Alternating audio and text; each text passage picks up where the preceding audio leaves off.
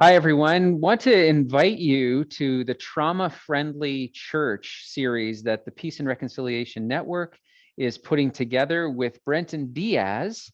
And Brenton, welcome. Glad to have you with us. Do you want to introduce yourself a little bit? Sure. I'm a trauma therapist for refugees and newcomers working just north of Toronto.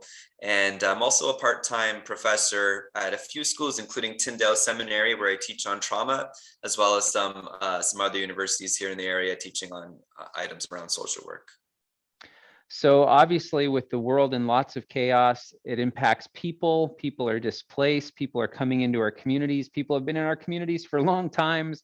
And we're as local churches trying to reach people, love people in Jesus' name. Why is this issue of becoming a trauma-friendly church so important today? Well, I mean, you said it, Phil, just the vast numbers of people that we have in our communities who've experienced all kinds of different traumas, including the refugee crises that we've been happening or that we've been noticing and having happened in our communities here in Canada, all across the country, where people are coming from war-torn areas and from other really, really horrific places of trauma, to put it bluntly. It's such an opportunity for our churches to reach out to these people and to share Jesus' love with them and to minister to their needs.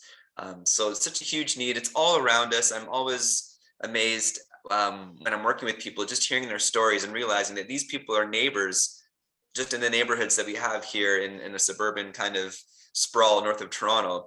And just imagining that this is happening all across the country where we have people coming from the world hotspots right into our communities. It's such an opportunity to share love and to hear how much they're hurting and how much they really desire to be to be welcomed and to have their needs met. It's just a huge opportunity for our churches. That's awesome. What could people expect if they take this trauma-friendly church mini course with you? How would this help them?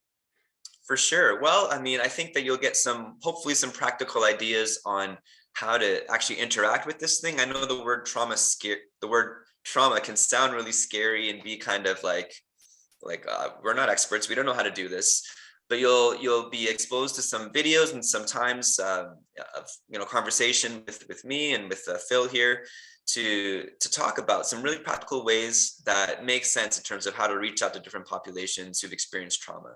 So you'll come away with some different tools, hopefully a renewed vision to do this, and feeling some kind of competence that the skills and the tools and the approaches that we have as Christians can actually be really helpful to people who've experienced trauma. Thanks, Brenton. So there you have it, folks. We'd love to have you join us for the Trauma Friendly Church with the Peace and Reconciliation Network of the World Evangelical Alliance. You can find the ways to get involved right here as part of this promo. Thank you very much. Thank you.